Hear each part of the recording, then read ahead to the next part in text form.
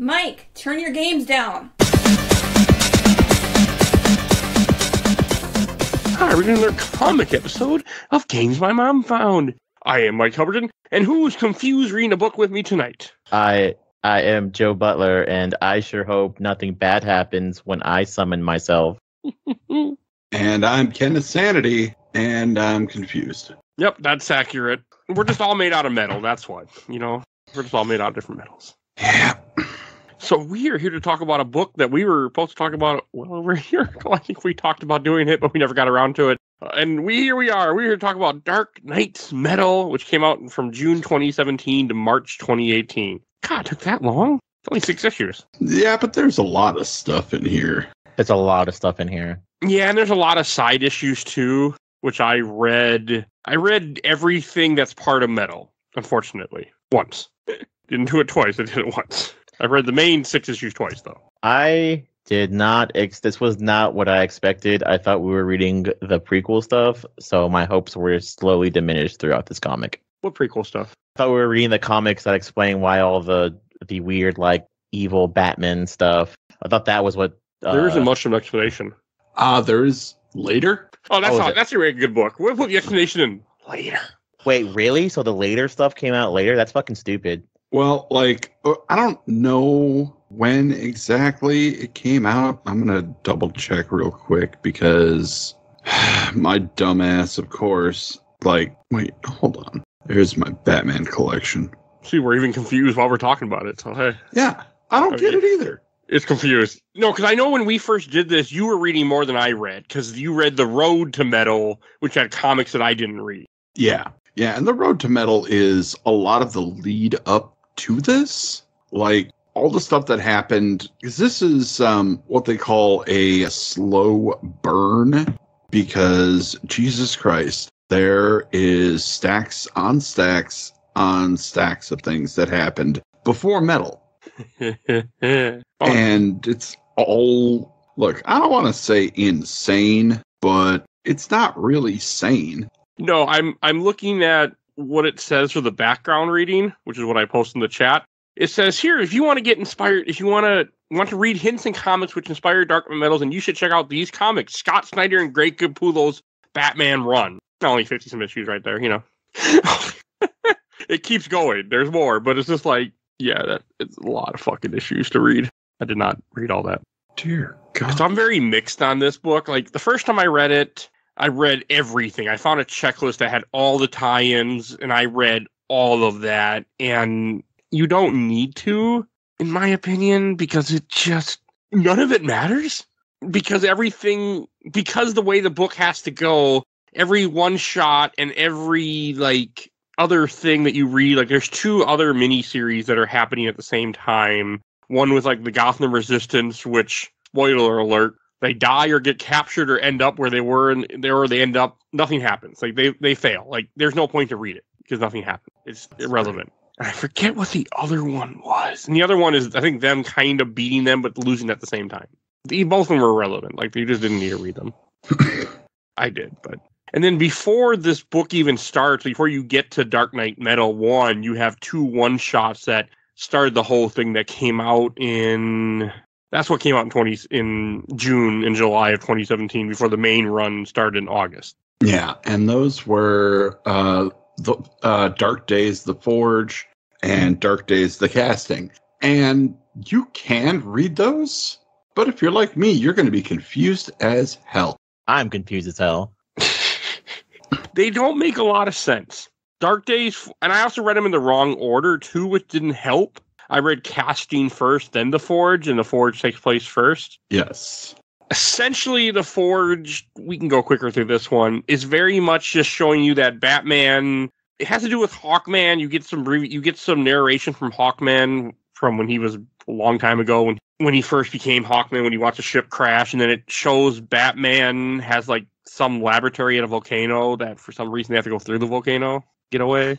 Yeah, like things are going wrong and the volcano's going to blow up and Batman's got to save the scientist and he goes through in a bat mech because sure. There's no surprise there, is there? It's a bat mech. It was just strange, and then like Aquaman's like, we didn't know about this. You're lying to us. Like you didn't tell us that this was here. What? Batman keeping secrets? Fuck out of here.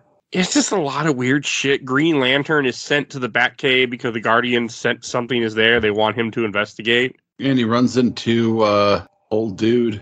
He was in Robin War, wasn't he? Huh? Isn't this guy in Robin War? Yeah, it's Duke, I think. Yeah. He runs into...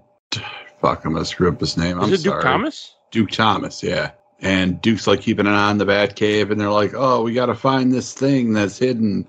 And they go deeper and deeper into the Batcave, and there's all sorts of gigas and what's-its and, things that are hidden, and, oh, we got something in here that we're not supposed to know about. What is it? And, oh, it's the Joker? Yeah. What? The Joker is locked up for some reason underneath the Batcave in a hidden room, but you have to pass by all these different other weird shit that's down there too before you get to it, and the green ring doesn't work down there either. Yep. And you come to find out that that's because of all the weird energy that all these strange metals are giving off. And look, I know there are people out there that are just going to rip me apart because I'm not explaining this well, and I'm going to, right now, before y'all at me, I don't care. But so this goes so far back. Like Batman's first exposure to these crazy metals was when he was drinking from the fountain in the Court of Owls. When he goes in the labyrinth, yeah. Yeah. The first arc of the New 52 run, which is a while ago at this point, like 2006. Or no, not that old, but it's old. 2008 or something, maybe? Yeah. So, like, it goes back that far. Well, this is also written by Scott Snyder. Yeah. So, which I should have said. And art by good friend Greg Capullo. I met that guy. Who, also did Court of Owls. Go figure. It just feels like them continuing their run, but in a really fucking weird-ass way. Yeah, like this. So there's, like, stuff that goes back to the 90s. Yeah, it's... There's so much stuff with Hawkman talking about these different tribes, and I'm just like, I don't understand any of this. And like, I didn't know that Hawkman was an immortal. I did. I did not. Legends of Tomorrow talks about it, by the way, guys. Legend of Tomorrow. He's in the first season before he dies. I think Black Adam also touches upon it too. Yep, Black Adam's an immortal also. Yeah, I mean, Hawkman just keeps getting reincarnated forever and ever. Ra's al Ghul, Vandal Savage, they all show up at some point in the story. Yeah, they do some weird stuff in here, and then also Plastic Man is in an egg.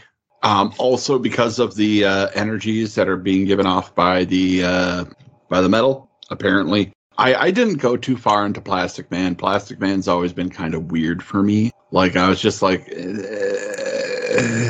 Yeah, that's fair. That is a fair assumption to put it. Yeah. I mean, also, like, another weird thing, because Plastic Man is up somewhere in space. Tell us the guy's name with a T on his face. Mr. Terrific. Yes, he's working for Batman, and he's going to different worlds and different universes for Batman. That's where Plastic Man is in some cage in an egg. And then you also have Batman goes to Clark's. God, what the hell's that place called in the Antarctic? The Fortress of Solitude. Yes, and he brings Mr. Miracle along because he needs Mr. Miracle to open a lock or something. Like, and then Mr. Miracle like, it's crazy what you have in there, and he has some giant tuning fork. I guess is that what it is? Yeah, it's the. Is that the thing that caused all the problems too? Well, like that's God. What was it? I think it was the Anti-Monitor's tuning fork. Or okay, yeah, that makes sense. And yeah, the last page of this first one shot is you find out the Joker is alive and down there. And the Joker hasn't shown up, I guess, since... I doubt this is true, but like he's been missing since New 52. Like, I can't believe he wasn't in Rebirth at this point. But yeah, like, this is after Endgame. His face is fixed. I thought New 52 was the whole thing where there were 3 Jokers. No, that's something. That's something else. Okay. That's a mini-series off on its own. A good miniseries, though. It was interesting. But this is just... I don't know. There's like 3 things that save this comic. Like, okay, it sounds like I'm down on this. I'm not as down as you might think by listening to me. You're just, I mean, we're only still talking about, we're not even into the main run yet. This is just the extra, the side shit. So that's different. We're just a little low-key complaining because, like, DC Comics does this all the time, where it's like, hey, here's a really good run. Oh, okay, people have been telling me to read this. I'll read it. And it's just like y'all with this. I was like, I heard this is really good. I'll read it. And I'm like, low-key confused. Like, why is Darkseid a baby? Why is I'm not even low-key confused. I'm high-key confused. Yeah, I am high-key confused. Why is Darkseid a baby? Why is Plastic Man in an egg? What the fuck are fucking 9 other metals? All right, so let's touch on this. So this takes place after Bruce Wayne comes back. Bruce Wayne dies in Final Crisis number 6. Why? But he doesn't actually die. You can't fucking tell me that. He gets flung back in time. Oh, okay. To like the Paleolithic era. I remember that. And they made toys from that. Yeah. So he gets thrown back in time. I nearly gets killed by the caveman, the immortal caveman, who will become Vandal Savage at some point. And like he's just all over the place. Eventually comes back, has amnesia, and then makes this gets this machine to restore his memories. The machine is made out of, guess what? Another bad metal. And like there's just so much going on. Can you explain the scene where Batman says that he fought the Joker and died, but he literally says, I fought the Joker and died, but then I didn't? Yeah. He got thrown back in time. You can't. What do you mean he got thrown back in time? Is this whenever he gets hit with the psionic blast from Darkseid, or is the second time where he's died? I think. Shit. I don't even know, man. Dudes just be dying. We'll get there. We'll get there. I know a little bit what you're talking about. I think I can explain it all right when we get to where the comic tells us about it, when it talks about the metals. But like for the rest of this comic, basically, you know, the Forge is we talked about. The casting is basically just backstory and Batman running around trying to get the things he needs to get these pieces of metal. Is also very much about the fact that there's a cult that's trying to summon the evil god because why not? And that's what the casting is a lot about. These gods that are out there. The Bat God. And this cult. And Joker is... This is what they think. Do they think? I'm scrolling through right now. I think this is where like Joker falls off or something. There's a lot to do with Carter and stuff like with Carter Hall, which is Hawkman. And for some reason, Duke can use the ring and create something. It's a very strange comic. I think this is when they talk about when he's the metals that he's subjected to. But it was all part of what the cult was up to. The cult was trying to summon these gods. And Batman is the doorway, I guess. So yeah, and this is also where you find out that the Joker was kind of put back together by this metal stuff, by this like glowing green metal, and like healed him, made him better. I mean, I've read a lot of like event books in Marvel and DC over the years, and this has got to be one of the more confusing story arcs to read without having a vast knowledge of Batman. Yeah, like you really do need to have read like all of Scott Snyder's stuff to understand where this is going. As a dude who reads manga and also read comics, this fucking shit sounds banana fucking shoes. Yeah, well, like this is it's not One Piece. That's just crazy. This is Dead Tube. What? I don't know if anybody out there has heard of Dead Tube. It's a manga. I don't recommend reading it, and if you haven't already started it, but you know, you got to finish what you start, at least on my end. Death Note, like it's very involved. There's a lot of ups and downs and things going. People are partners and then not partners, and then they're going over here working with this guy, but I know it was a double cross, and then we're coming over here, and you gotta like eventually sit down and like catch your breath because you have no idea what's going on. And that's how I feel about Dark Knight Metal 1. Oh God. So when I had tried to read this once before, like I had knew a little bit because of the zeitgeist and everybody talking about it when this came out.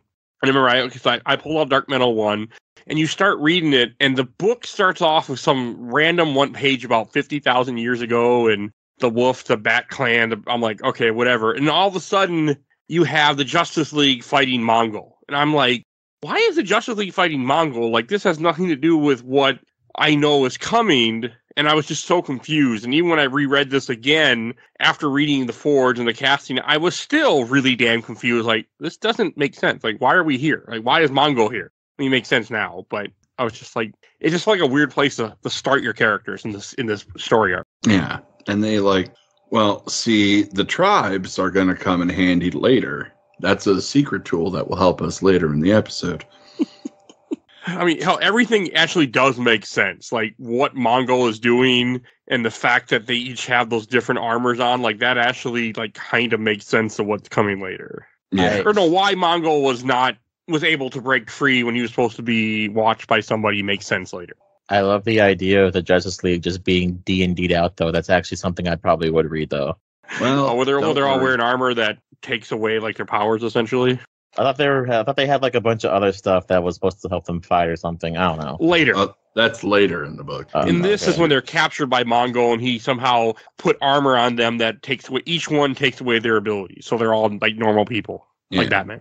So, you don't get to use your fancy stuff. You just have to fight one-on-one, mano a mano. So there's like this really, I'm probably going to bring this up through this because reading this also made me think there's like a really goofy thing where in the series, people like the creators of Superman got sick of people saying what would happen to Superman if he lost his powers. So they eventually gave him Kryptonian Kung Fu. Yes, that's what it's called. Don't at me, leave me alone. I am fully expecting in the next like 5-10 years, we're going to get like Green Lantern fucking martial arts because this dude gets his ass kicked throughout the entire fucking movie. Your comic, and it's fucking ridiculous. Like at one point, if I was a Green Lantern, I would at least carry like a revolver.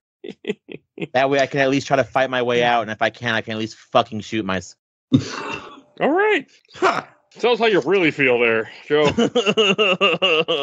But then that's one of my issues. The heroes in this get their ass. Like, I didn't realize that this first book is really setting the example of what's to come.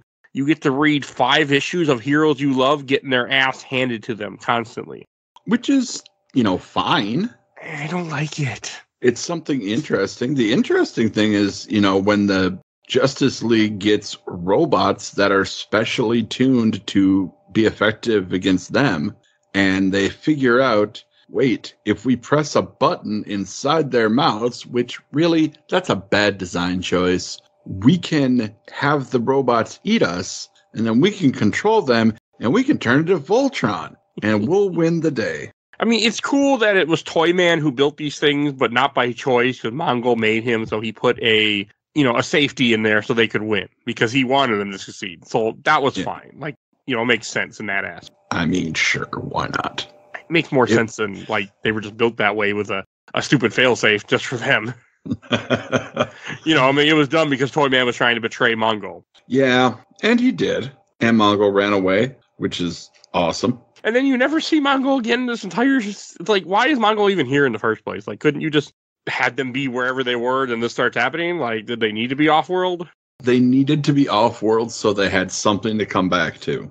I guess. So when they come back, they see the giant mountain in Gotham, and Gotham is ruined. Yeah, there's a huge mountain that just appears in Gotham. But when we see that mountain, I also like to say 2 things that I also like about this comic. One, that is a sweet Batman suit. Love it. Absolutely love it. You have love the yellow around the bat symbol. Isn't that just the Rebirth suit? Yeah, probably. Okay. You can ruin the Batman suit. Trust me, we've all seen ways they can ruin the Batman suit. Yeah, we have. 2, I'm always a fan of Superman not having tidy whities. That's always a personal favorite of mine. But yeah.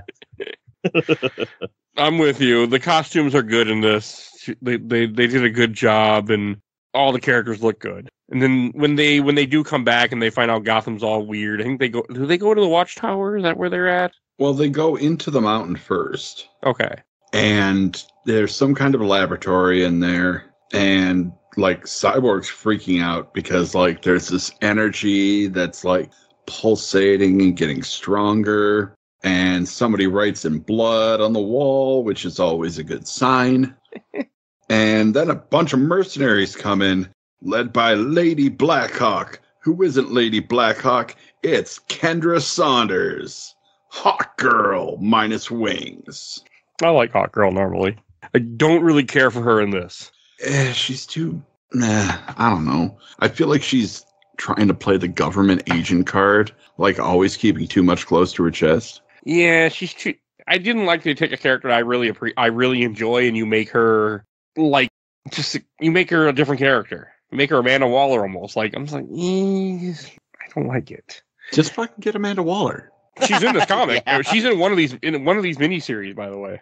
Not for long, but she is. Yeah, well, but Amanda Waller's better. It's just, if you're gonna have Hawkgirl, you can do other things with Hawkgirl. Like the whole idea that she's running like this Black Ops team and they're trying to get ninth metal, and it has something to do with the other, like, I forget the name of those robots that are in here too. Briefly. That doesn't matter. But I mean, I guess she just kind of points out and tells them about the whole, like, the dark multiverse, how it's a real thing, and that their world is in danger, and that Batman is an issue or something. Batman's the key, I guess. Yeah, like they have a multiversal map, which is, I guess good work if you can get it. I can draw circles and make shit up too. But there's something more than the multiverse. What is it? Flips over the map where it's black on the other side, and it's like a dark multiverse. And it's like, come on. I was going to make a joke where it's like, and don't worry, solid readers, you too can buy this 52 universe poster at your local comic book store, because that thing looks like something you totally buy off like Amazon. Yes. That's the pre-order. That's the pre-order bonus for buying the trade paperback of this, I bet. I would not be surprised. Ugh. And like Red Tornado was sealed up in the laboratory, and he said there's a great dragon, and they go through some linguistics lessons and eventually find out it's Barbatos. Barbatos was introduced back in 1990. So Barbatos is a deep cut. So you're telling me that they told Ash Ketchum that the world will turn to ash, and he believed it was himself? Oh, God.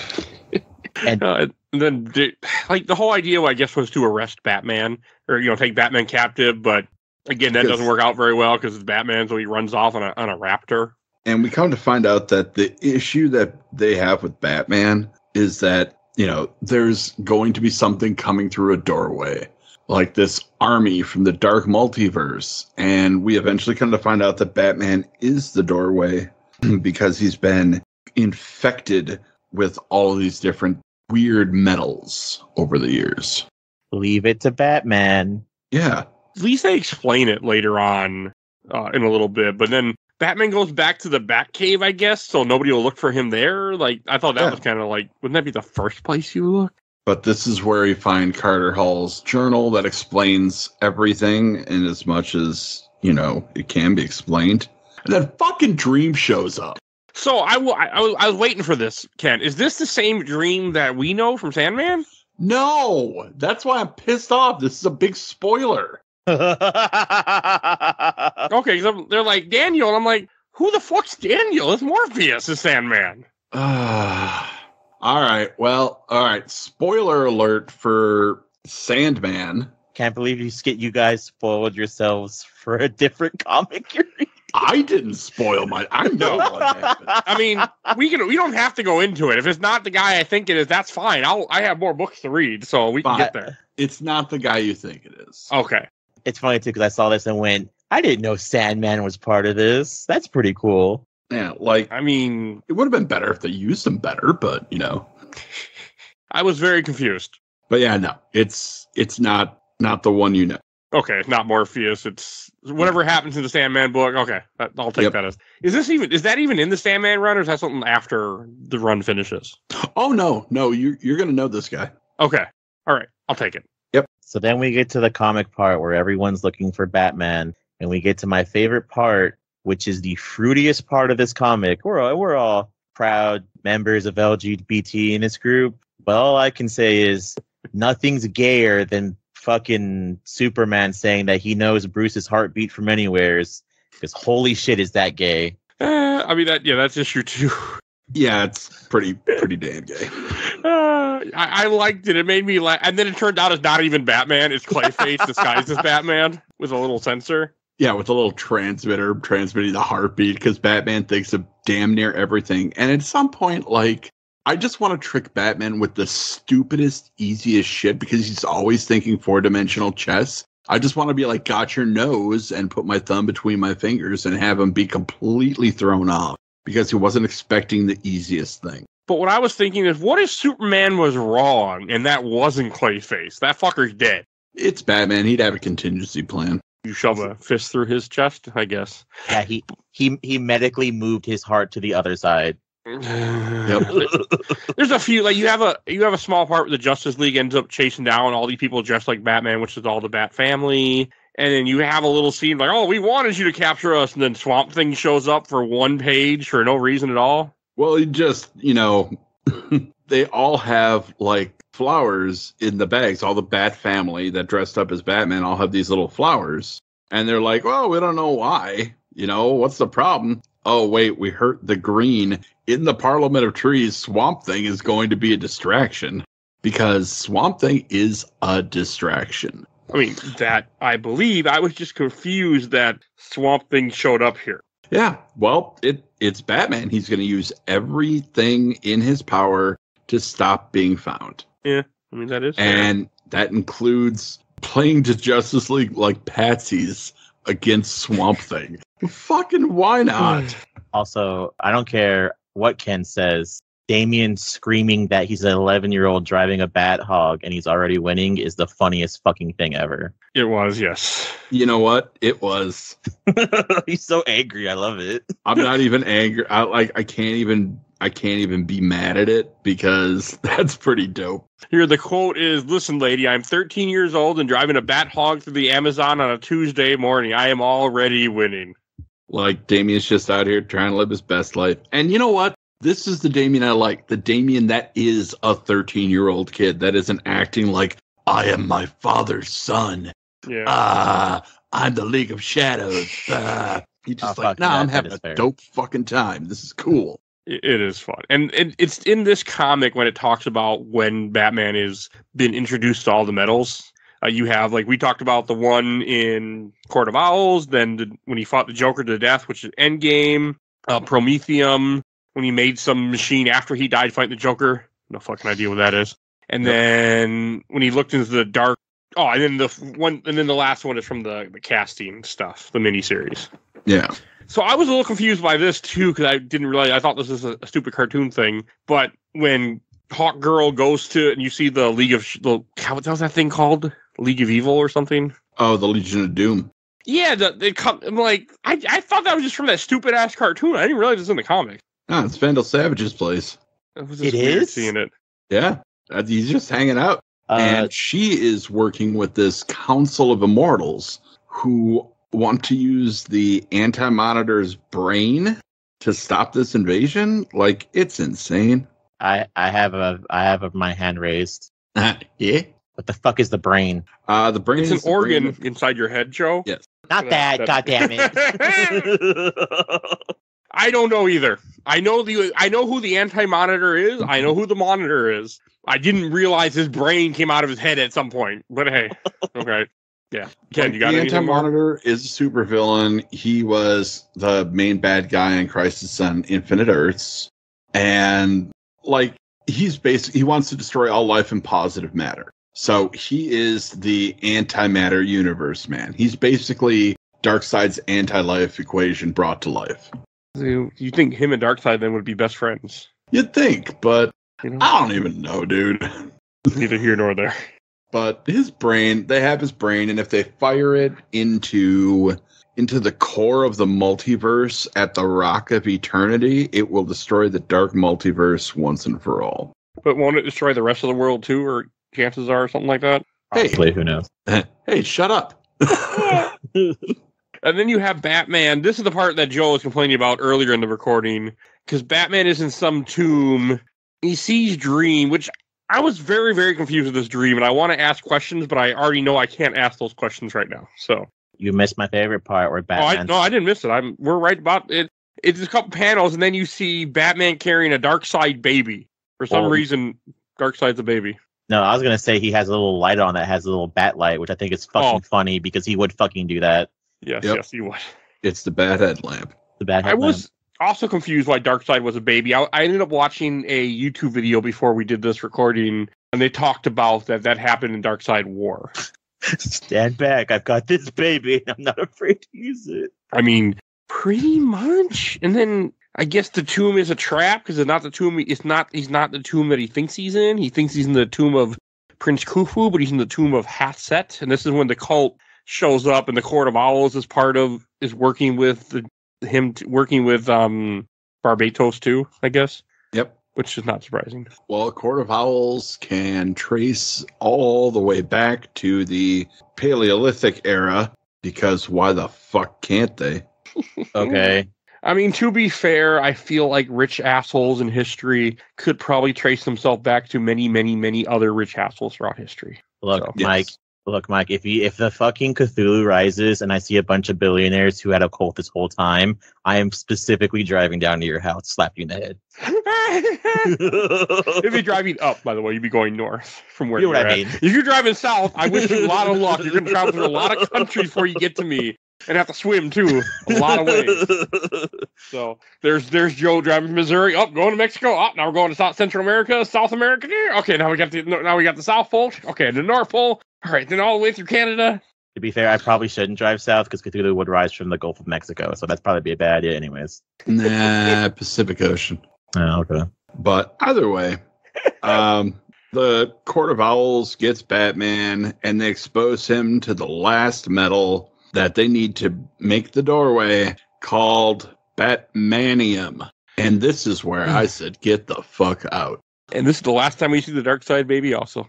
Yep, Darkseid baby gone. Goodbye, Darkseid, baby. And then Bruce Wayne gets teleported to the dark world, and then they get replaced with all the dark versions of Batman. From all over the place, and there is a Batman version of everybody. There's a Batman, well, they're led by the Batman Who Laughs, which is a stupid damn thing, but I love the design of the Batman Who Laughs. I love it so much. Like I hate his text box because his text box is a black text box with red letters, and it was really hard to read on my tablet. I had to zoom in every time, and it annoyed the hell out of me. It's beautiful. So Ken got I got my answer out of Ken. Mike, who's your favorite Batman knockoff of the Justice League? I think Red Death. Mine would be probably the coolest name of them all is Dawnbreaker. But What? I am opposite of Ken, where I love the idea of that Batman where he used the green ring to summon horror terrors, but holy shit, is he fucking ugly. Yeah, did you read the one-shots? No, I know of them. Unbelievable. I am They're shocked. worth reading. So at this point, the way that the book goes, and the way that I read this, is it had me stop reading the main series for a while and just read a bunch of one-shots that come out in between this. They're all good. The end of issue 2 is Wonder Woman and Superman look like they're turned into zombies. They're not, but they're being shocked. And Batman's gone, and Darkseid Babies is there, and all the fake evil Batmen are here. So, Ken, you said earlier this Barbados thing is from like the 90s or 80s comic. Yeah. Totally can see that. That is very much a 80s, 90s fucking design for a supervillain. Oh my god, yes. It's so amazing. I hate it. I didn't realize he's that old of a villain that they just took from like a deep cut and brought him. I thought he was something brand new for this. Like, But that makes I am sense. shocked. Absolutely shocked that none of y'all were like, yes, Murder Machine is my jam. Murder Machine's pretty cool too. I'm not gonna lie. Okay, I did like Murder Machine. So, like, the whole idea is that they do have these one-shots that each explain to you how Batman became each of the superheroes. The one that I like and I don't like is the Devastator because it's Doomsday. They wanted a Hulk and they didn't have a Hulk. Like, you can't do that. That was the whole thing that Batman infected himself with the Doomsday virus so he could kill Clark, and he killed everybody else instead, too. Mm-hmm. You are right. The Batman, which one you just, Murder Machine one, the whole idea that Alfred dies, so then Alfred becomes an AI that kills everybody. Yeah, fucking Murder Machine. Best Batman ever. It is cool. I don't know. I like Red Death. I hate his fucking text box because it's a red text box with black and white letters that shadow each other, and it's really hard to read. Yeah. Red Death is pretty cool. But, like, there are essentially Justice League versions of all the Batmans. And they're all Batmans. They're all The evil. Drowned is pretty cool, too. Yeah, The Drowned is cool, and I love the idea that it's a female and her name is Bryce Wayne. I Yep. do too. I I really like that one where everything is gender swapped in her world, and how she became Aquaman, an Aqua version of herself, is by like she subjected herself to surgeries and stuff to become that. It's cool. So dumb, but so good. I don't know. Red Death is pretty much my favorite way of Batman being unhinged, of him just super gluing the Flash to the front of his car and going like 88 miles per hour. I mean, that's essentially what it was. So yes, unfortunately, even though you're making a joke, you're not that far off. I mean, he literally, you can read that, if you read that one shot, he straps him to the car to steal his Speed Force and drives off with him. And that's how he gets the Speed Force. Because some of us don't have flux capacitors. And it's fucking stupid. The Green Lantern one is kind of dumb too, where he just got the ring and then he broke the ring to be evil. Yeah. I didn't really care for that one. And you're right, that fucker is so ugly.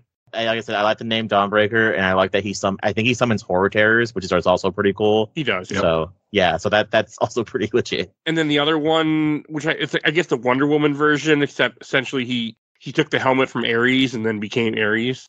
That is what, the Merciless? Yeah. Yes.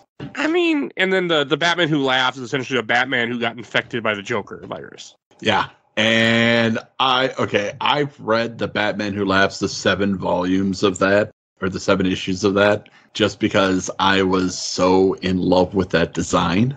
Oh, what is that? Those 7 issues? I know what you're talking about, but I didn't read it yet. Like it's basically how he became the Batman Who Laughs. Like, okay, I can explain this because I read the one shot, and the one shot kind of explains it, but I didn't read anything else. I can explain it. Batman somehow magically gets infected by Joker fart gas, and when he goes home, he's so infected he basically kills his entire Bat family with guns because he's a psychopath. To which then he ends up killing, I think like all of fucking like the entire world and shit like that. Yeah, and I think that what is he like kidnap orphans and then turn them into like cannibal Robins? Yep. And okay, then is that more in the 6-issue miniseries than they did afterwards? Yeah. Okay. And then it's really good. It's really fucked up. People fell in love with this character. I know his first appearance is worth money if you have it now. Oh God, he's the Hellraiser Batman, and I love it. Complete with chains. That. Through this whole circumstance is which is one thing this comic also doesn't cover, which is stupid, is the dark universe. Isn't it like basically that the universe has failed and it's basically folding in on itself? Yeah, pretty much. I mean, like it's a black hole, but a multiverse black hole. Mm-hmm. Yeah, and that's what we're getting to. I mean, that's what comes up later, a little later. Yeah. Yeah, like God, it is so stupid. The third issue really confused me, where it starts off with Damian Wayne and I guess Clark's son playing guitar, but then it's not them, and then Barbatos comes and grabs Superman. It was just, I'm like, what the fuck is going on here? Well, it's basically just Superman kind of going through all of these different worlds and seeing Barbatos beating them. Oh, okay, that's it. All right, that's what's going on there. Like Wonder Woman pulls him out back into the normal place, but everybody's like got infected by the Dark Universe, and Jimmy Olsen is a weird monster thing, and in the Devastator one shot, it talks about how that Batman infected Metropolis and turned everybody into Doomsdays. Yeah. So, like, that's what I'm talking about. Like, you got to do so much homework for this. You can't just... I mean, you can skip it and, like, it doesn't hurt anything, but you're missing little parts. Questions. Yeah, like, I mean, the way the one-shots do it is, like, in the end of this, Superman ends up fighting the majority of the evil Batman, gets his ass beat by Devastator, then Flash, because the Dr. Fate saves him. In all the one-shots, it shows you how each Justice League character fights their version of Batman, and almost all of them, they get rescued by Dr. Fate. So that's kind of like, that's why I say they're relevant, because in the end, everybody ends up at this bar. Yep. And it even talks about what happened to all the different cities, where it talks about that, like, there's a Speed Force storm in Central City, or you can't go there. The murder machine affected Detroit with Nano Alfreds. Like, it tells you all the stuff. I mean, Aquaman cries because Mara's killed, and Atlantis was taken over by the Drowned. And then you also have the Gotham Resistance thing they talk a little bit about here, which is not worth reading, where Damian and Dick Grayson, and they went there and they lose the Teen Titans and they get their ass beat and they fight some Batman villains that accepted the Killing Joke, or not the Killing Joke, wow, the Batman Who Laughs weapons, and they become more powerful. That's it. I have a question and a response. Yes. This one's for both of y'all, obviously. So, wait, is Murder Machine just Alfred that makes himself look like Batman? Murder Machine is Bruce Wayne that got infected by Alfred, who then turned him into Murder Machine, essentially. Okay, and he makes Alfreds that kill people.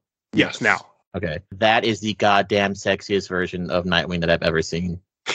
Oh, as they call him, Jon Snow Nightwing? Yeah, that's pretty fucking high. Got the scruff and like the big metal Nightwing, like probably top 3 designs. He gets his ass handed to it. It's good. Like I enjoyed the one shot but the 4-issue arc that I read it until I figured out that there was absolutely no point to it because they have to end up here. So nothing you read really matters other than like they find metal in Gotham that will help them, but it's irrelevant in the end. So it's just not. And while they're in this bar, they find out that there is something that can hurt them. It's a different kind of metal that's not in Batman. Nth metal. Right? This metal is what Dr. Fate's helmet is made out of. Steel's hammer. Yeah, Steel's here. Who knew? Apparently, some is in Plastic Man as well.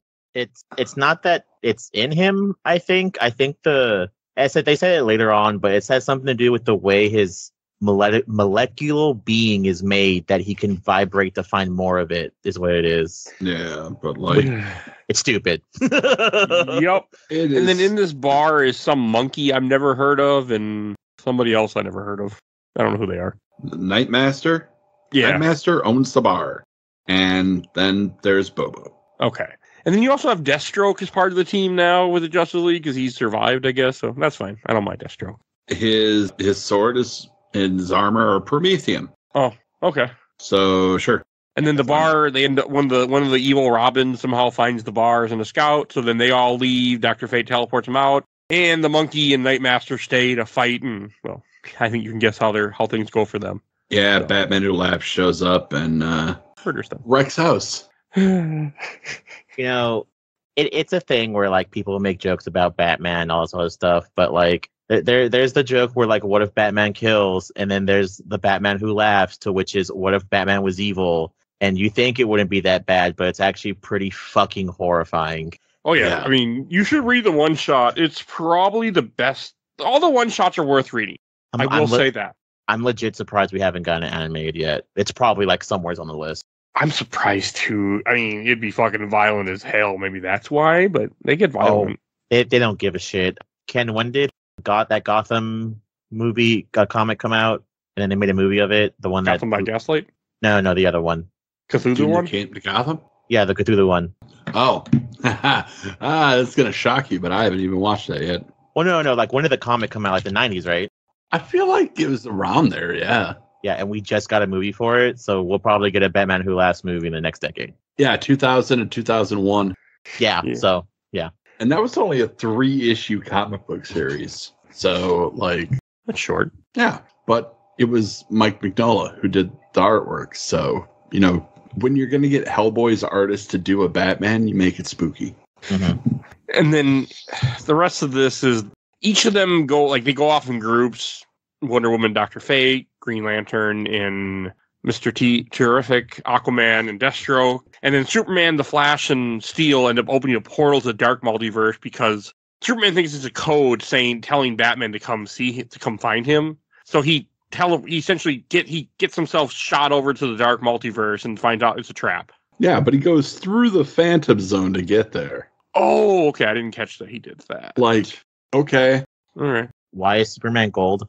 That's just how he looks when he's going really fast through things. Okay. I don't think there's an explanation other than, yeah. So then he gets trapped there. Bruce is all old looking because I guess Bruce has been here like for years and years and years, essentially. Yep. Just being tortured. And it's a trap. Surprise. And now Superman is becoming the battery that is going to power the Dark Multiverse invading. Did you read the Batman Lost one-shot too, Ken? I don't think I did, no. I don't know. I did. I can talk about it real quick. I'm gonna pull it up because I don't remember it. I That read it is once. the next thing. Yeah, there isn't much important about it. It's just Batman talking to his granddaughter, and it just shows like different things of Batman in the comics throughout history of him, and it really wasn't very good. Just him realizing that something isn't right here, and he just keeps getting pulled back into this dream. It's essentially to give you an idea of what he was experiencing. Some of it's references to Court of Owls and some of the other Bruce Wayne, not Bruce, but the other Waynes and stuff. There isn't much to it because nothing happens in the end of it. Essentially, Yeah, he tries to break free and then he ends up just reading it again. If y'all ever watched Supernatural, that episode where Dean gets caught by the djinn and he like knows that something's wrong because everything is working out. Like that's kind of what it seems like it is here. It's all just a spiral, right? Yeah. Joe, just a spiral. Yes, it's a spiral. I mean, it's kind of like American Nightmare, which you should hear at the time you hear this that we did. He's just in a loop and he's trying. It's just one of the times he tried to get out and didn't succeed. Something drill pierce the heavens. I made that joke then too. I'll make it now. Anyways. Oh, there's an ad for Doomsday Clock #1 also in this book. So.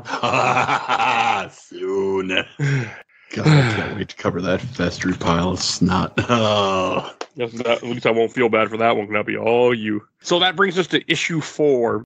This confused me because the cover of this issue has Sandman, but not my Sandman on the cover, which I can't ask questions about. But you can ask all the questions you want, and I'll give you answers if that's you want. That's the problem. I don't want it. I'll find out when I read more books to the right of me. Because I don't want to know. I was just really confused. I'm like, why is it Morpheus white now and not... Like, why is it You can't just ask people why they're white, Mike. Well, he was always white, but now he has white hair. And Morpheus Shout out to Mean hair. Girls, yo. I always saw that sequel or reboot movie in theaters. How was it? Nah, she wasn't crazy about it. Not surprised. I didn't go see it. I was like, you go have fun. I'll stay home. I took a nap. So, after you get through some Batman messing up like weird dream versions of Superman. What did you think of those Superman? Because it's Lex Luthor is Superman. It's The Dark Knight Returns, but instead Superman won and killed Batman and took his armor, I guess. Yeah, he's ugly. I mean, they're both ugly. I don't really care for either one of them. But thankfully, Batman has the Kryptonite Infinity Gauntlet. I mean, I was thinking the same thing. You live in a world where multiverses happen like every other week. You know there's always a literal 50-50 chance you're going to run into an evil version of your boyfriend / best friend / lover. You're going to keep an infinity gauntlet of all of his weaknesses. Yeah, like every type of kryptonite, all in one thing. And he calls it the 5-finger death punch. Get out. Get out. No. We don't like it. We do not stand domestic abusers. Show me where the comic hurt you. But after, Batman and trying to get this all figured out and all the Supermen are rushing him, we cut away to the Rock of Eternity, cosmic center of the multiverse. First off, what? Yeah. Yeah. And they're fighting the 7 sins, Sloth, and all that type of stuff, which I only vaguely know what they are because they're in that first Shazam movie. I like can't wait to see the third movie Shazam better. movie. I'm so excited for that third one, right, Joe? Yeah, the third movie that we're getting. Totally. Yeah. Like that third Aquaman movie, I can't wait for. See where they go with that trilogy. But yeah, that's the only way I know who those 7 are. The 7 deadly sins or whatever the fuck they are. That's the only reason I know what they are. Like, I know them in the DC canon. Show me on the Batman action figure where HBO Max hurt you, Mike. All over the place. Fucking Max or fucking fucking Discovery. That's what it really is. Fucking Discovery. Where's my Batgirl movie? Damn it! You already made it. Where is my Batgirl movie? God damn it! And then you I don't know what I mean. They're only at the Rock of Eternity, so they can throw the brain in. Is what you find out a little later. You have Aquaman and Deathstroke going like at some kind of portal inside a coffin in the bottom of the ocean. Yeah, it's the what the hell is his name? The Atlantis' first king, Arion. Okay. And like this is his coffin, and it's actually a portal to the center of the earth or near it. Something like that. And then Green Lantern and Mr. T end up at Thanagar, Thanagar Prime, which is the Hawk people planet, which I do know from the Justice League cartoon. And then they meet Anamar Sin, who's the ruler now, and he's got a buddy. But why is Starro here? Why not? Everybody else is. I was very shocked when you just find out that Starro's here. I'm like, why is Starro here? It also looks like he's been put back together, maybe? I don't know. He looks weird. Yeah, this is just, it's entirely strange, but the Thangarians have a cannon, the Phoenix cannon. It's fueled by super metals. Fucking everything is. And it's locked on Earth's core, and if this fires, it will destroy Earth. And then you get to the part that pissed me off. That was talking about that pissed me off earlier, where Starro has magically dislocated Green Lantern's frontal lobe, so they won't be able to escape because he can't keep a train of thought. To which, once again, I say, fucking goddamn Green Lantern fucking martial arts. I'm just confused about this part when Bruce Wayne and Clark, they go to the library in the Dream world. I'm still confused why Dream is here. Because you can't have characters just sitting around, Mike. They got to do something. But this is basically Dream trying to impress on them how much they have to succeed here. Because even a non-tangible world like the Dreaming is falling apart now. I have a fifth question. Is Superman supposed to be low-key immortal? No, he can age and die. Theoretically. Okay. Theoretically, because here we have what is essentially an older Bruce Wayne who is about to, if you blow on him, he'll probably fall backwards and snap his back in half. But then you have Clark Kent, who is probably the same age, but still looks sexy, but he has a little bit of gray in his hair. Have you ever read Kingdom Come? No. That's kind of what it looks like. Yeah. Kingdom Come. But I think it's because they're in this weird dark multiverse, and maybe they're aging faster because they're there. It's supposed to be that they were there for so many years in their time versus what we're seeing in Earth Zero, how the time zones are, or how the time is going. 1 minute here is 10 years over there. In that movie Interstellar I've never seen. Oh, yeah. That idea. No, that is the idea. That's how I took it, because it's supposed to. It's supposed to feel like he's in living out these nightmares over and over again. Think of it this way: maybe he went to some planet, he got shot with something, he woke up and he started learning how to play the flute. He kept telling these people he was a captain of a ship, and they told me he wasn't, and he lived his whole life there. And then he just woke up, and only seconds had passed, but he still played the flute.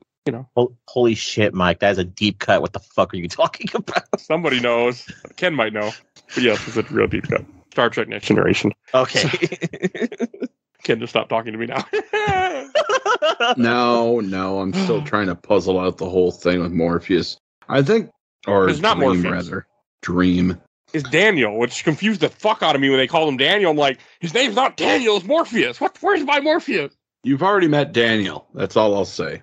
Right now, people can't see, but my brain just started trying to click the gears together. I don't know what the fuck he's talking about, Mike. What's he talking about, Mike? A bunch of different mics in or throwing out filing cabinets trying to figure out what you're talking about in my brain. But one of the mics is wearing a Lex Luthor suit. The other one's wearing the Batman Dark Knight Returns outfit.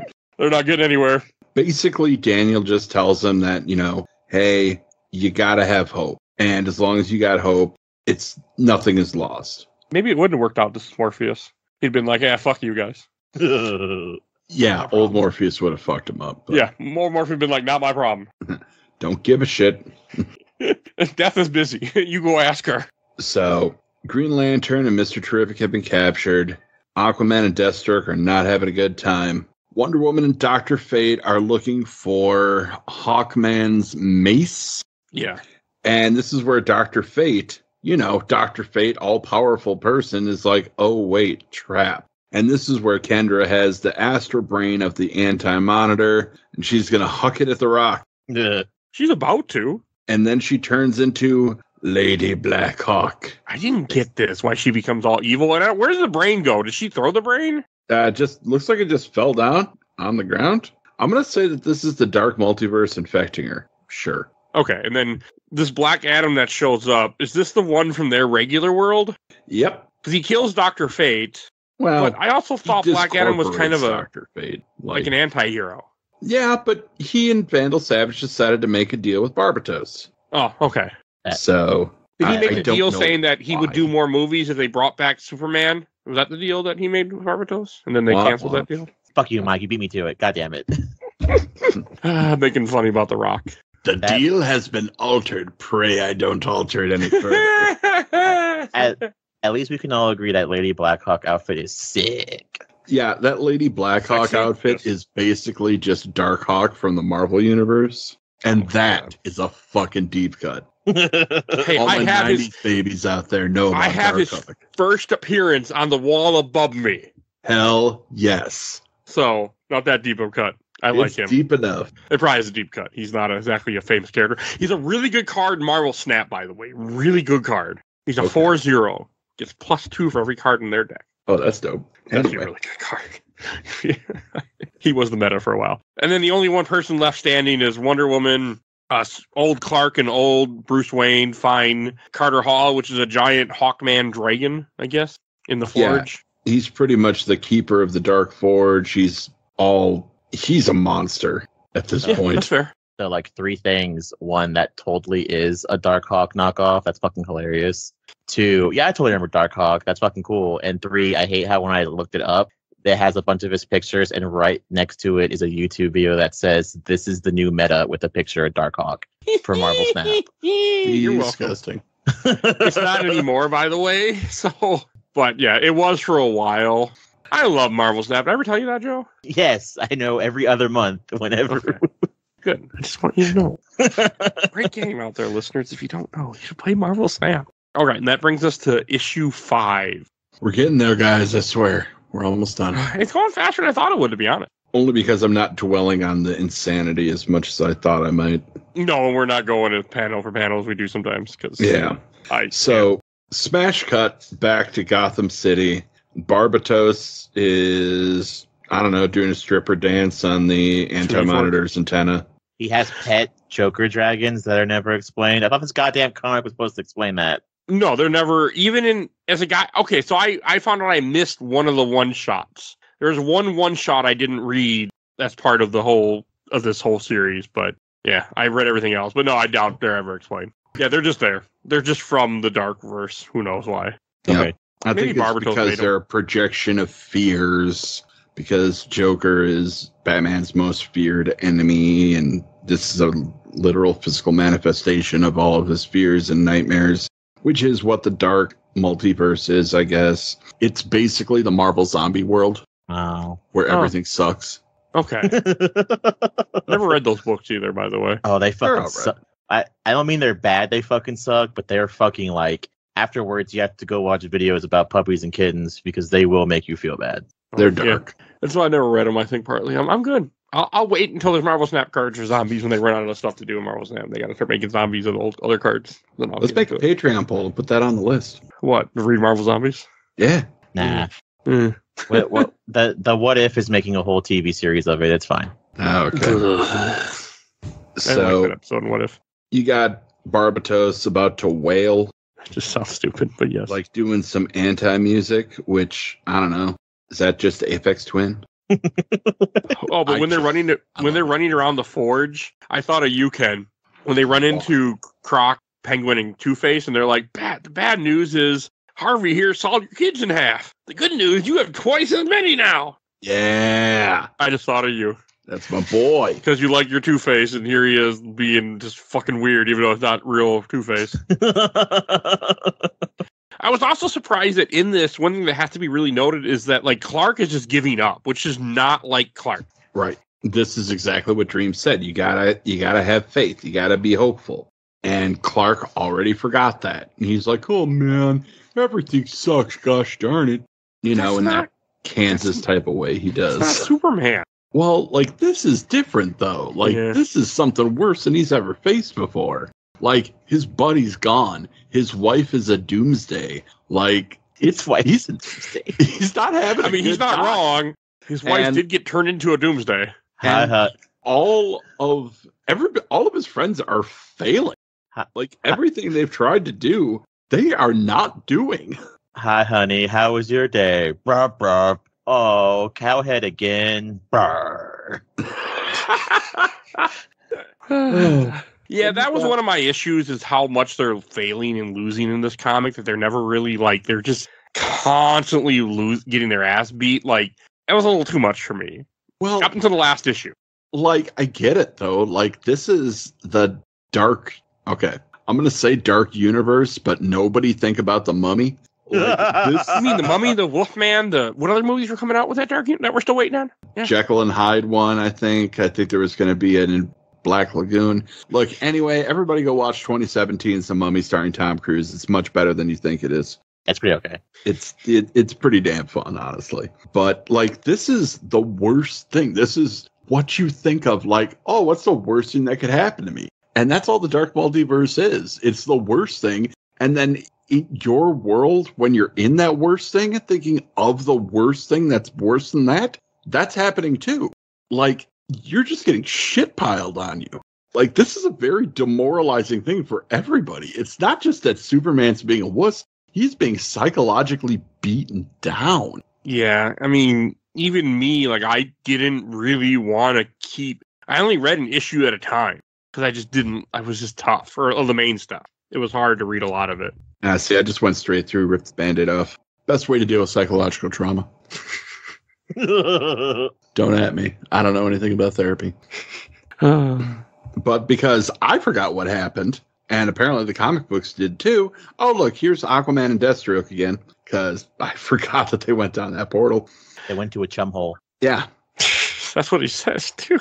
And they're at the planet's core, because that's something the Atlanteans are well known for. Drilling to the center of the Earth. Yeah, that makes sense, yeah. I thought the Mole Men were in Marvel. They are. Whatever. And then Black Manta shows up for some reason. Because he made a Aquaman's deal with Barbatos, so now he's there. And then, I think, is that where their thing ends? You skipped ahead a lot. No, I know, but I mean, just for their part of the story. Like, is that... Yeah, that's the end for Aquaman's part. He sees Black Manta, he gets stabbed. I think Deathstroke gets stabbed. And then, yeah, it ends for this issue for them. But to go back to some of the other stuff, with Wonder Woman, she finds the mace, which I do like this, that she ends up finding the mace and she ends up smacking Black Adam right in the face. I did like that. Yeah, she fucks him up. And then she gets shot, which gets shot in the head by the Batman Who Laughs. Yep. Which is also weird. It's just weird to have guns sometimes in this universe. I'm like, I get it. It was just weird to me for some reason. You missed the best part, though, Mike. When the green idiot is trying to make a lockpick and it's not working, and Mr. Terrific's like, yeah, remember when Starro turned you into a moron? That happened right now? Oh, man, if only we had some help. And then somebody on the outside of the cage is like, I can help you. I'm Martian Manhunter. Okay, Deus Ex Machina. I like that they had Martian Manhunter. I do like the joke that I'm going to kick that starfish, that starfish's ass. And they're like, he has one. And then later on, there's a part where they're like, he had 5. Yeah. That's my favorite That part. was fun. Like, seeing them, like, this is one of the few times, like you start thinking the heroes are going to win, and then here, like, they are beating back. Like, they're beating the Thanagars back, and they're taking, and then they end up getting faced with all a bunch of evil Batman again, and they end up in the same boat.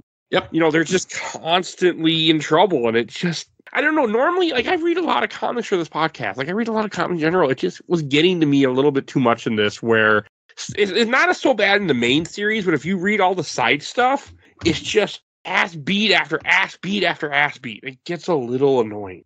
It's a little too much. Yeah. Because the 2 tie-in, there's also Bat Out of Hell tie-in, which we didn't read about, or we didn't talk about yet, which I'll go over briefly. It's 4 issues.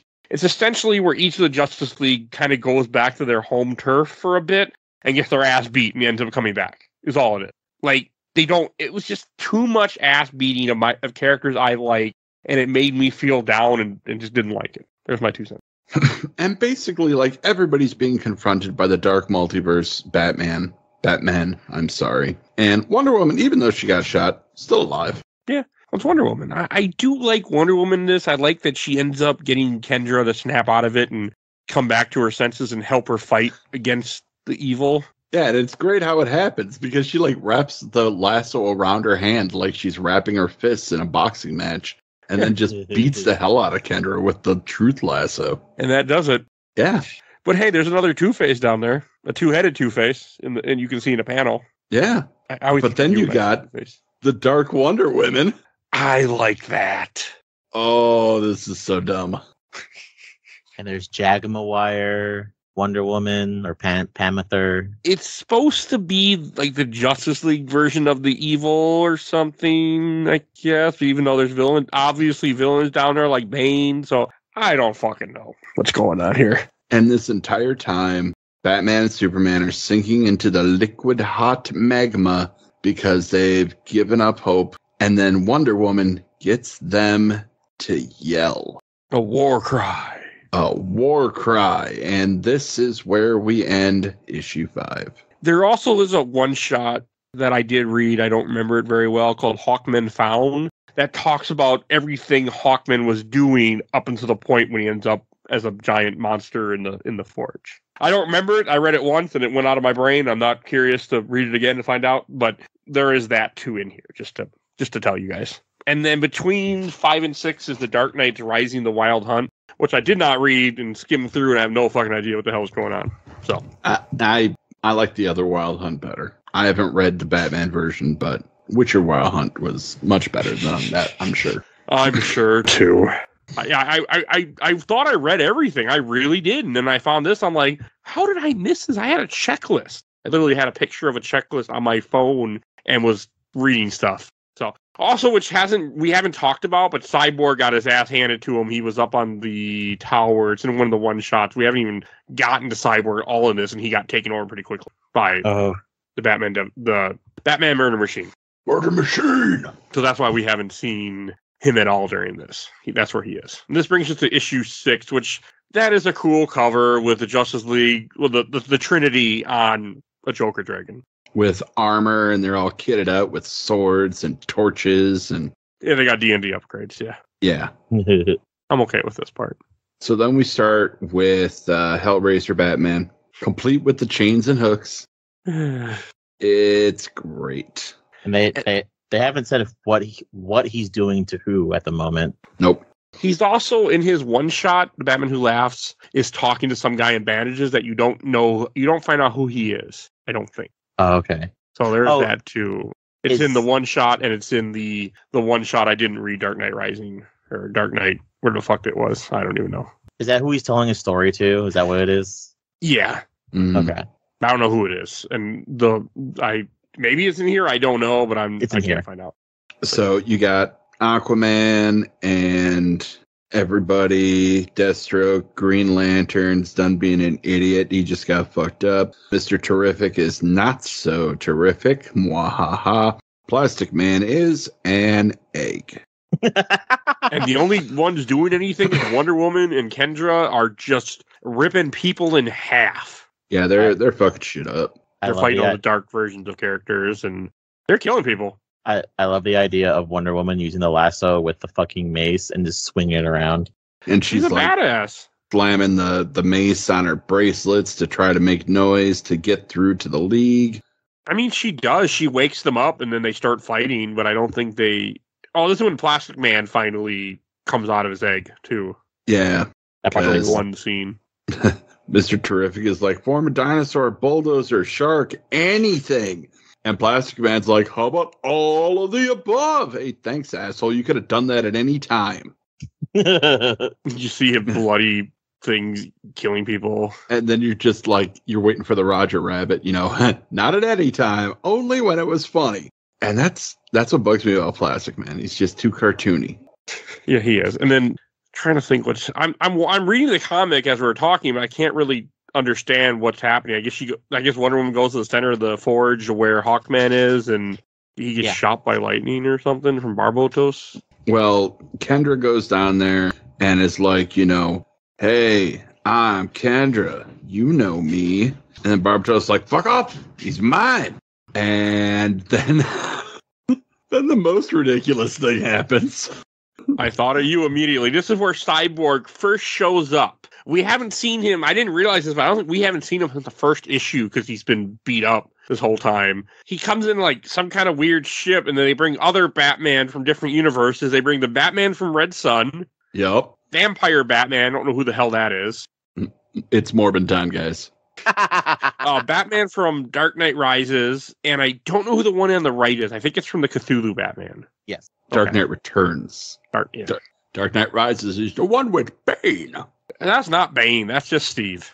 It's Bane. The guy I just call myself Bane, but I didn't do anything. I don't have reed tubes in my arm. I'm not Ashley Bane. I'm just Tom Hardy. That's not Bane. I was just so happy to see Red Sun Batman show up. I thought of you immediately when I saw that image. That Batman is just, he's serving. That's Comrade Batman. Oh my God! It's Red Sun Batman immediately blows himself up. Yeah. We gotta watch that movie. Yeah. Yeah. That's still on HBO Max, I wonder, or did Zaslav already kick that off too, so you don't have to pay anybody? Huh, I wonder. So all the Batman and Uncle Bobo coming back for the win. I thought he was dead. That's what you thought. Nobody gets a good monkey down. But they're all taking on Barbatos, and they're distracting him. And Barbatos, by the way, looks exactly like Sleepwalker from the Marvel Universe. Just throwing that out there. Red Sun is still on HBO Max. Yep. Good. I'm surprised, to be honest with you. But now Wonder Woman, Superman, and Batman come back, and they have shiny metal armor. They got D&D upgraded. It's the good metal. The 10th metal. Yeah. Because there were 8, and then there was a 9th one, and now it's the 10th metal. Pretty cool. This is when he starts to ride the Joker dragon, and he throws little like batarangs of the metal onto the different Justice League, and then they get new metal, and then they finally beat their counterparts that they've been fighting all this time and stuff. Yep. So yeah, no, it doesn't make any damn sense.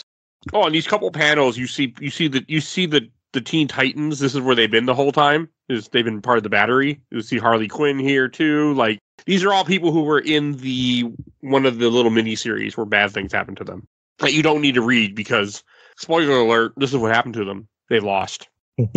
So yeah, don't read it. But then Barbatos gets shunted by the fucking hammer of Hawk Monster. Oh, great. Just gets macked. And then we come back to my boy, the Batman Who Laughs. Mike, who is that? Who is who? Batman Who Laughs? No, the guy he's unwrapping. Oh, that is... I don't even know, and I read this. Vandal Savage. That's not Vandal Savage, though. It's not? That's the Over-Monitor. Then whose brain do they have? That was the Anti-Monitor whose brain they have. Come on, Joe. There's the Monitor, there's the Anti-Monitor, and there's the Over-Monitor. There's too many monitors. I legit thought that was Vandal Savage this whole fucking time. God damn it. Oh, you're fine. Kind of looks like him, though. It does look like him, yes. No, that is Marnovu. And he goes back to 82. 1982? Yep. God. Oh, is he in the Crisis on Infinite Earth then? Yeah, actually. He is one of the main characters of Crisis on Infinite Earths. I should really read that someday. I have a couple of the issues though, but I never read it.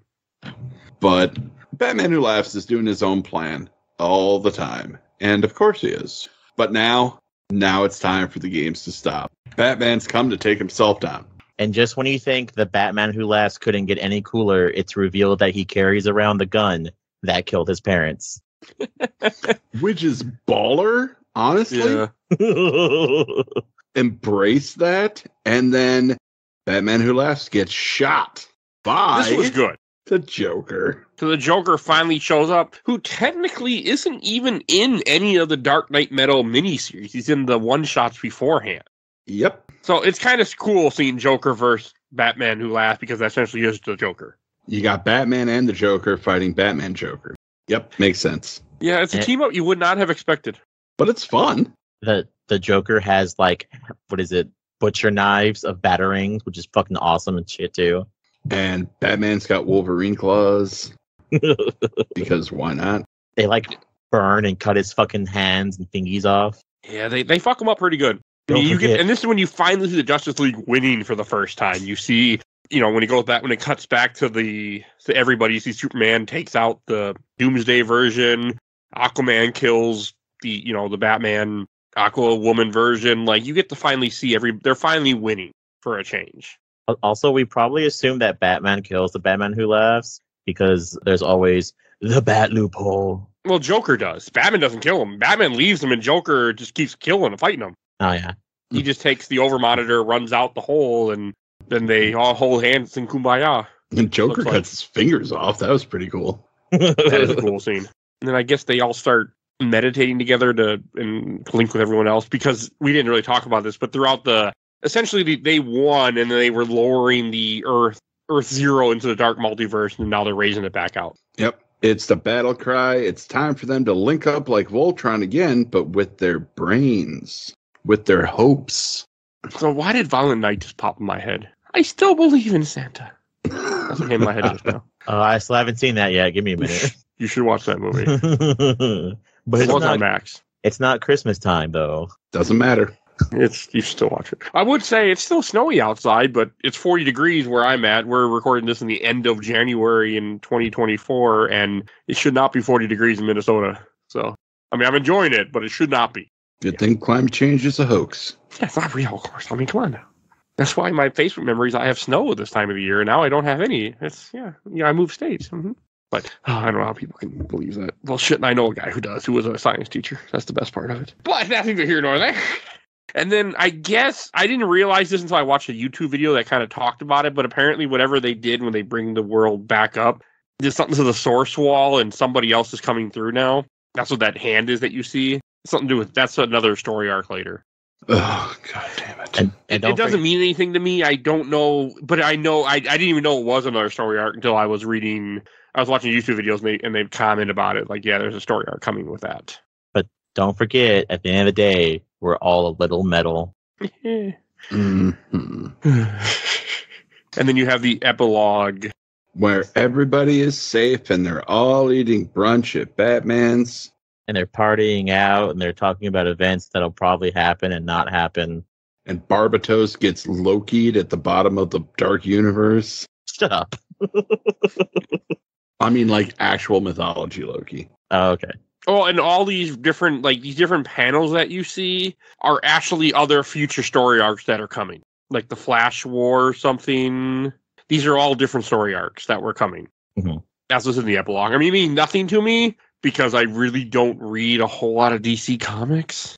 I go through my phases where I read stuff, mainly for this podcast. But yeah, that's what's happening here. They're all different story arcs that were coming. Also, throughout have came by now. Throughout this episode, we make a joke about it, or we talk about it, and we make the name. But as a fact, even though we call them the Justice League, as of the ending of this comic, the Justice League does not exist until the ending. Yeah, because the last panel is he shows them we're going to build the Hall of Justice. Oh man, having them team up and like finally make the Justice League is kind of a bad idea. It's almost as if, you know, a famed game studio thought that would be a good idea for a follow-up for one of the games that they're making right now. See, the best part is this comes out probably in March. Or I have it written out. I think it's March when I release this. So you're all probably thoroughly underwhelmed by the game still. And that's Dark Knight Metal. Hooray. And there is a sequel. Of fucking course there is. Well, there's a Dark Knight... God, what is it? Death Metal is a sequel to Dark Knight Metal. Oh, yeah. Which I don't know anything about. And I don't really want to right now. So. Not right now. No, I'm good. Well, I mean, okay, so like looking at some of the trades, you got Dark Knight's Death Metal, the Darkest Night. Dark Knight Death Metal, the Multiverse Who Laughs. Gee, I wonder who the bad guy is. I mean, that character became such a big deal. Yeah. Like, people love the Batman Who Laughs. Like, there's a Funko Pop of him, too. Like, there are no other ones, just him of this group. I don't have it, though, unfortunately, because I didn't give a shit because I hadn't read this comic yet. Technically, I still don't really give a shit, but it does look cool. Looking at this, Death Metal is a ton of different books, and I don't think I have it in me. Says the guy that wants us to read 12 issues of Doomsday Clock. Hey, you know what? This isn't 12 issues, my dude. Well, I would only read the 7 issues of the main series. For this, yes, we did read. I mean, both of us read majority of the stuff, but we didn't talk about it that much. Yeah, like... You don't need to. I mean, to be honest, after reading everything that wasn't there, except for that one-shot, almost all of it was irrelevant in the end. If you just read the main 6 books, and then you don't even really need the Forge and the casting. You really could have just skipped those 2 and you'd be fine.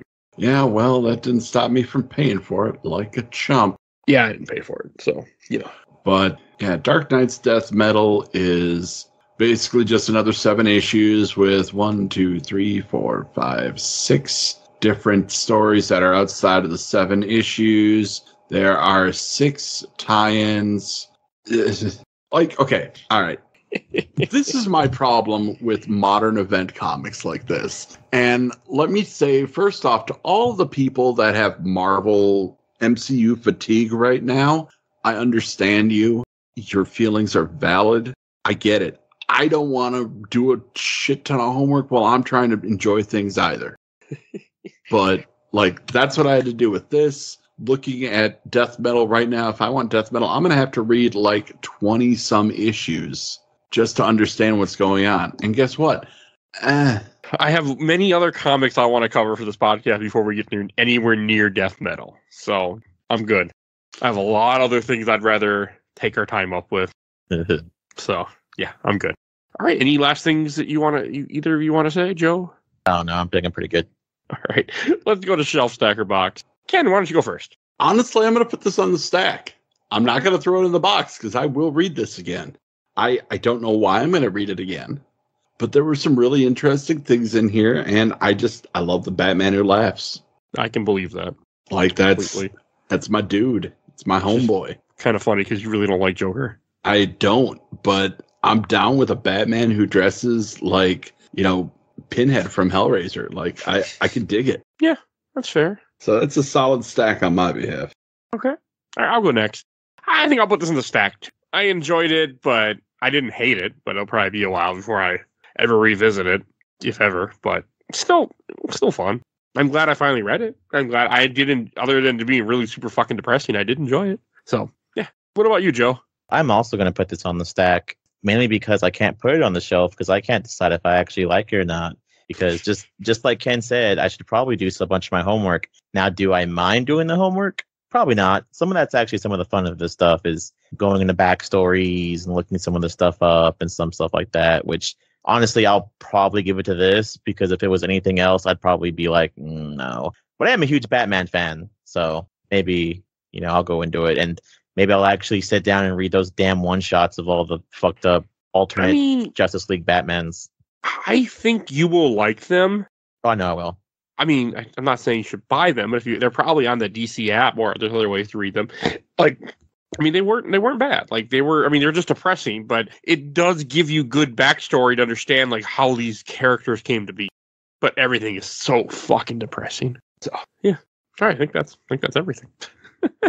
So we finally did it, guys. If you listen to every single episode of this podcast, we probably mentioned it. We were going to do Dark Knight Metal next, like many, many moons ago, but we finally got around to it. So, hey. Good for us. Yeah. Another thing off the list. And another one down. But Mike just keep putting more stuff on the list. So there we go. All right. And if you enjoyed this episode, there's over 550 other episodes of this podcast. Everything we do is on Podbean. Go on our Podbean. Type in Batman. Type in Justice League. Some stuff will come up. Type in Star Wars. Type in Reanimator. You will find an episode. So we have tons of content that we do. Also, Hellraiser. We did the first Hellraiser movie. Go listen to that. Because if you want to hear Ken gush about a guy covered in chains and hooks, there you go.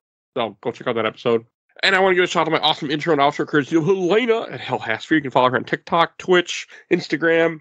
You will see a link in the link tree to all her stuff in the show notes. The link to the link tree in the show notes. I am tired. So go check all that out. Want to give a shout out to A Gamer Looks at 40 with Bill Tucker. He's on the show many times. I think go check out his show.